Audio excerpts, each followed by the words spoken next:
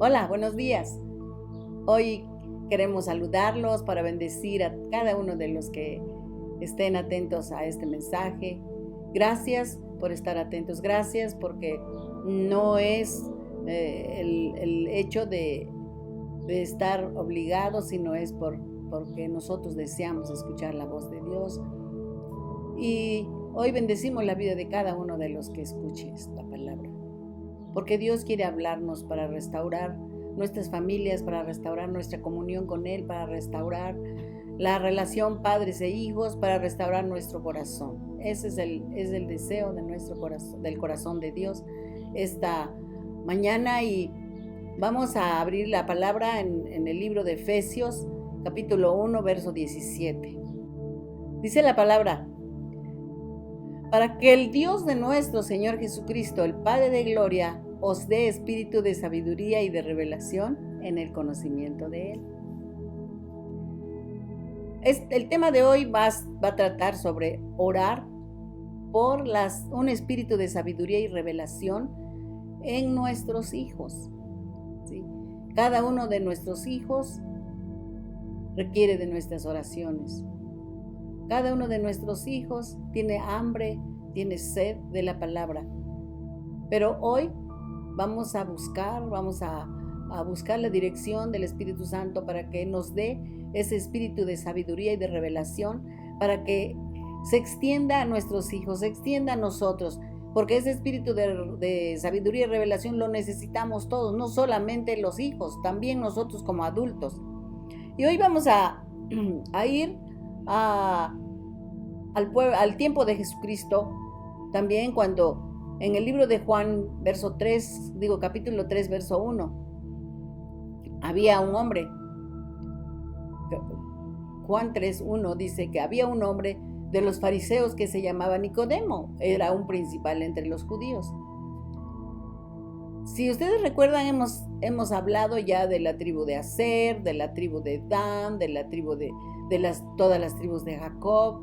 Hoy vamos a hablar de la tribu de Judá. Nicodemo era de un grupo de fariseos. Los fariseos eran un grupo religioso, ¿sí? Eran sacerdotes y ellos eran muy importantes en la sinagoga. Y Jesucristo y este grupo de religiosos, de sacerdotes, siempre tenían cierta confrontación, aunque no así directamente. ¿Por qué? Porque la palabra que hablaba Jesús los confrontaba a ellos con su realidad, porque había una situación que ellos creían tener la superunción, ¿no? de la palabra. Ellos se creían que tenían una relación, una intimidad, un conocimiento tal de Dios, pero que en realidad lo que reflejaban era otra cosa, ¿sí?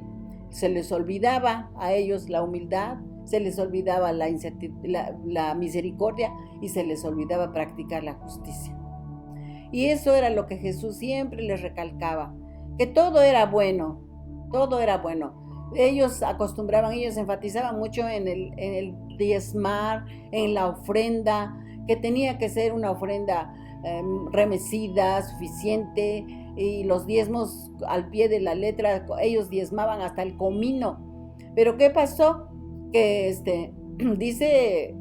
decía el Señor Jesús, los confrontaba. ¿Por qué? Porque había algo que hacía falta en ellos, y les decía, no, yo no estoy en contra de lo que ustedes hagan, dice, pero se les olvida algo, que es la misericordia, que es la justicia y que es la humildad.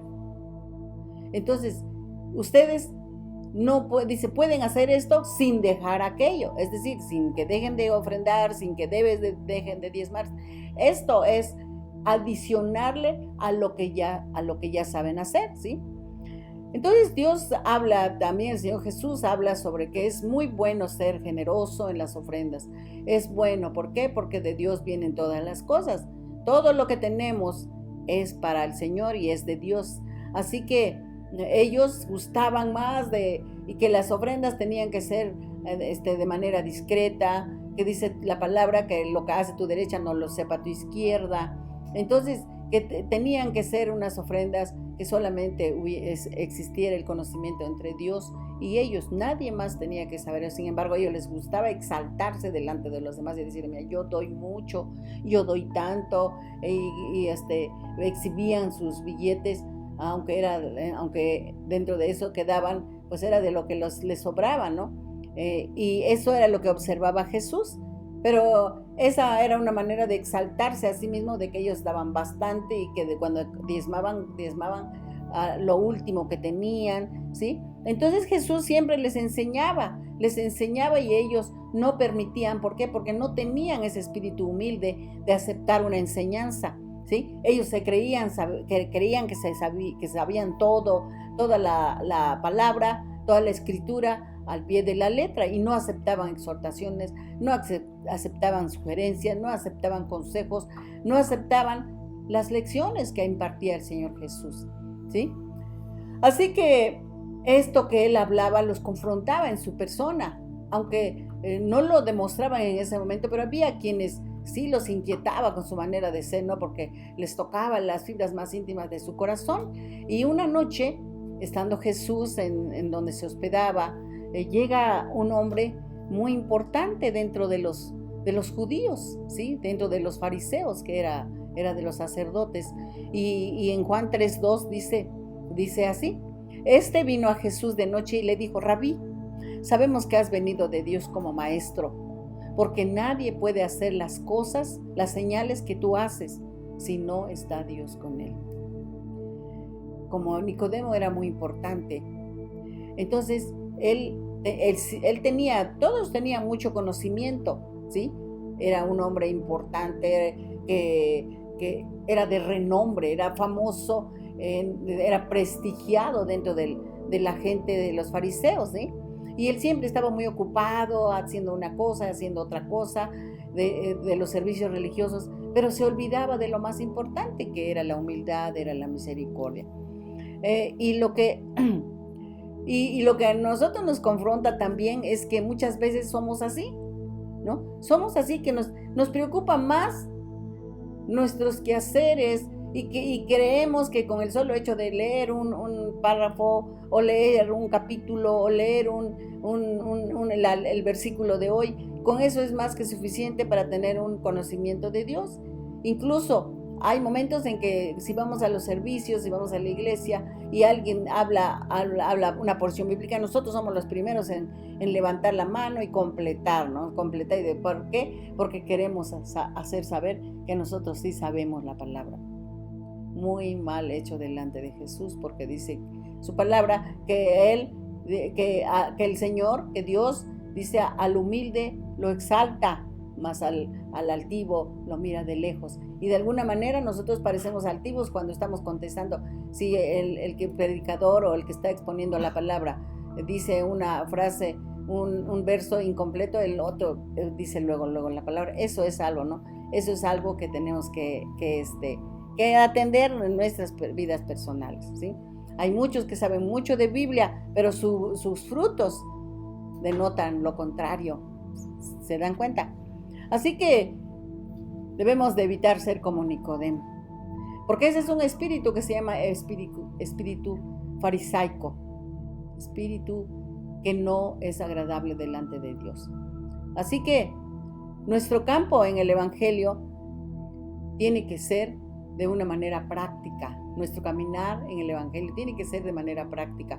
No debe de ser tanto en el conocimiento. ¿Por qué? Porque lo que Dios quiere, que así como somos conocedores de la palabra, también seamos hacedores de la palabra. A Él le importa más, dice, que los frutos, porque por nuestros frutos nos van a conocer, porque de nada sirve que yo me recite toda la Biblia desde Génesis hasta Apocalipsis si mis actos no denotan que verdaderamente conozco la palabra de Dios. ¿Se dan cuenta? Entonces, de esa manera llegó Nicodemo, y llegó de noche. Si ustedes se preguntarán, ¿por qué llegó de noche? Muchos dicen y afirman y están seguros que llegó de noche porque no quería que lo vieran, porque él, un hombre tan recto, un hombre tan aparentemente prestigiado, tan famoso dentro de los fariseos, era como para que los demás empezaran recriminar o qué sé yo, ¿no? Qué cosa tenía, qué cosa sentía. Sin embargo, él llegó, ¿sí? Él llegó porque reconoció, fíjense, ¿por qué llegó de noche? Porque reconoció que vivía en tinieblas respecto a su comunión con Dios. Vivía en tinieblas y nosotros también nos damos cuenta de que estamos en tinieblas en nuestra comunión con Dios. Porque el mucho conocimiento mata, dice la palabra, mas el Espíritu es el que vivifica. Es el Espíritu el que nos va a dar vida. No es el conocer mucho de la palabra. El Espíritu es el que nos va a hacer movernos como Dios quiere. Porque dice el Espíritu nos mueve como el viento, ¿no? Dice que nadie sabe hacia dónde va, pero Dios sí sabe porque Él es el que lo está dirigiendo, ¿sí? Y luego le dice el Señor Jesús, cuando ya tienen una plática, le dice, ¿no? Dice, de cierto te digo que el que no naciere de nuevo no podrá ver el reino de Dios. Entonces se queda impactado Nicodemo. ¿Y cómo? ¿Cómo está eso de que si no nazco de nuevo, qué me tengo que meter en el vientre de mi madre o qué, no? Y así le contesta. Aquí estamos. Le voy a leerlo en Juan 3, del 3 al 10. Vamos a leerlo y dice así. Respondió Jesús y le dijo, de cierto te digo que el que no naciere de nuevo no puede ver el reino de Dios. Nicodemo le dijo, ¿cómo puede un hombre nacer siendo viejo? ¿Puede acaso entrar por segunda vez en el vientre de su madre y nacer? Respondió Jesús. Respondió Jesús, de cierto te digo que el que no naciere de agua y del Espíritu no puede entrar en el reino de Dios. Lo que es nacido de la carne, carne es, y lo que es nacido del Espíritu, Espíritu es. No te maravilles de lo que te dije. Os es necesario nacer de nuevo. El viento sopla por donde quiere, de donde quiere, y oye su sonido, mas ni sabes de dónde viene ni a dónde va. Así es todo aquel que es nacido del Espíritu, respondió Nicodemo, y le dijo, ¿cómo puede hacerse esto? Respondió Jesús y le dijo, ¿eres un maestro de Israel y no sabes esto?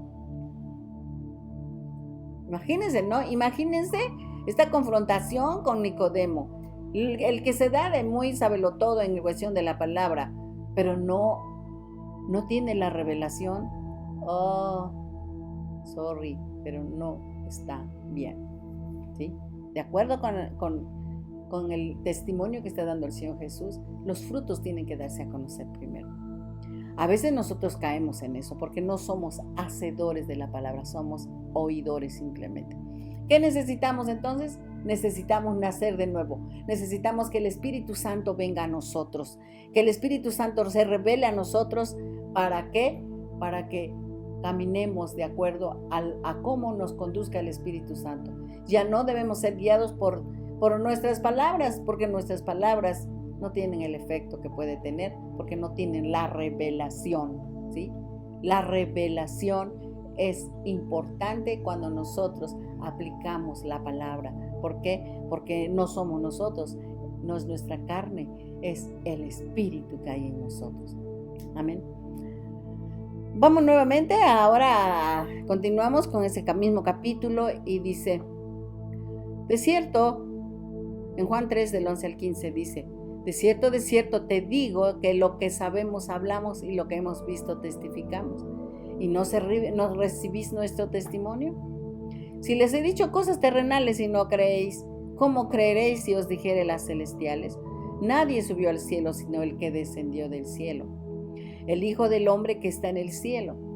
Y como Moisés levantó la serpiente en el desierto, así es necesario que el Hijo del Hombre sea levantado para que todo aquel que en él crea no se pierda, mas tenga vida eterna. Aquí Jesús, en este fragmento, se está revelando a sí mismo cuando dice, les estoy hablando de cosas terrenales, de cosas de que ustedes viven aquí y no lo entiendes y no lo crees, pues mucho menos vas a creer las celestiales, ¿sí? Dice, nadie sabe las cosas celestiales sino el que descendió del cielo. Jesús es el que descendió del cielo. Jesús es el que sabe las cosas que el Espíritu quiere. Jesús es el que tiene la revelación, ¿sí? Y el Hijo del Hombre dice que está en el cielo.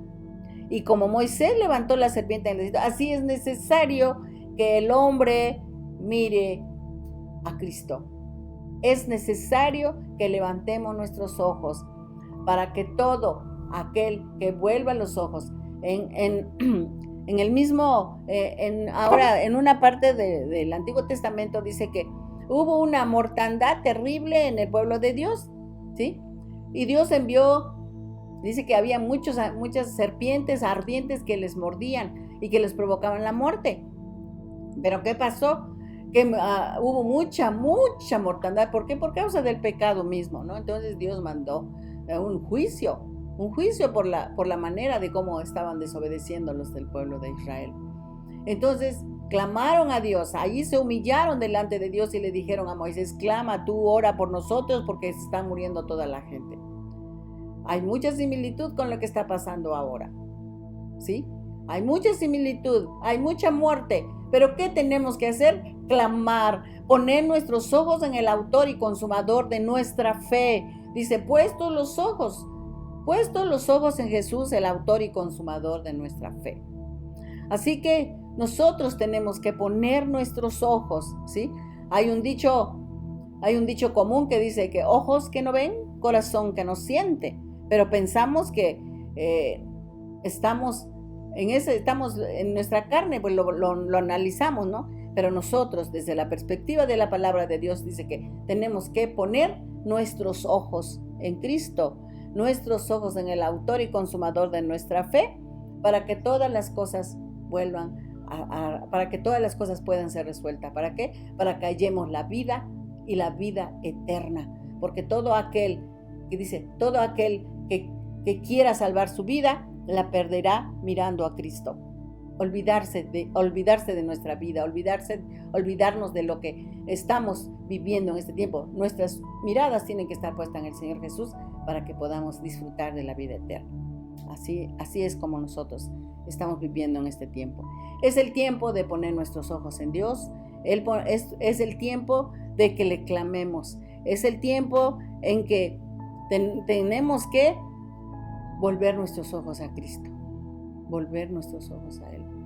Pedirle perdón por lo que nosotros hemos hecho, por lo mal que hemos actuado, y derribar ese espíritu religioso, porque creemos que la religión es la que nos hace estar bien con Dios. Y mentira, es mentira, porque nuestros ojos tienen que estar puestos en nuestro autor y consumador de nuestra fe, que es Cristo Jesús.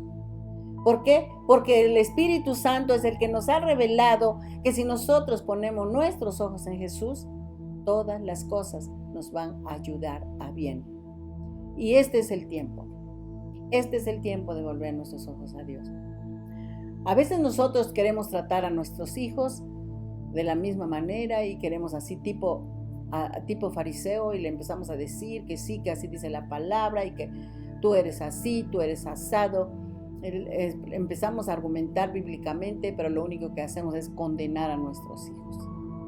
Tenemos que volver a nuestro amor, que es Cristo Jesús, para que sea su espíritu, porque dice que si estamos orando por un espíritu de conocimiento y revelación, un espíritu de sabiduría y revelación, es a Dios a quien tenemos que pedirle sabiduría para que podamos corregir a nuestros hijos, no corregirlos con vara, no corregirlos, sino con oración, puestos nuestros ojos en Jesús, para que todas las cosas que planteemos a Jesús sean hechas, porque su espíritu va a ser revelado a la vida de nuestros hijos, ¿sí? Bueno, pues hasta hoy vamos a dejarle hasta aquí este tema. Yo sé que hay muchas cosas muy importantes que hay que analizar, pero mañana vamos a continuar con este tema, que verdaderamente es algo maravilloso, para seguir hablando y ahondando en el tema de cómo implantar el Espíritu Santo, cómo clamar a Dios para que el Espíritu Santo venga y tome la vida de nuestros hijos, y que nuestros hijos caminen guiados por el Espíritu Santo y no caminen guiados por el conocimiento, que los va a perder. Se van a perder en los afanes de esta vida, creyendo que con lo que saben es suficiente, pero el verdadero Espíritu es el que los va a llevar a la vida eterna. Amén. Vamos a orar. Amoroso Dios, aquí estamos, seguros de tu presencia, seguros de que estás aquí, seguro de que no hay nadie como tú, seguro de que tú te mueves con tu Espíritu Santo en medio de nosotros, Padre. Hoy, Señor, reconocemos que hemos actuado, Señor, con espíritu farisaico. Reconocemos, Padre, que nos hemos sentido, Padre Santo, hasta vanagloriosos, Padre, de lo que sabemos de la palabra. Pero hoy, Señor, tú nos has revelado que lo que quieres es que actuemos en comunión, en sintonía con tu Espíritu Santo. Hoy te pedimos perdón, Señor, porque no hemos actuado sabiamente. Y cuántas veces, Señor, con tu misma palabra hemos ofendido a nuestros hijos, cuando que tú quieres, Padre Santo, que sea el Espíritu Santo el que moldee el carácter de nuestros hijos. Te doy muchas gracias, te damos todos muchas gracias porque reconocemos que tú eres el único que va a moldear nuestros corazones conforme a la revelación, conforme a tu sabiduría, para que podamos ser cada día, Señor, esos hombres creados para toda buena obra. Muchas gracias, Padre. Muchas gracias, Hijo. Muchas gracias, Espíritu Santo. Te damos toda la gloria y la honra en el nombre maravilloso de Cristo Jesús. Amén.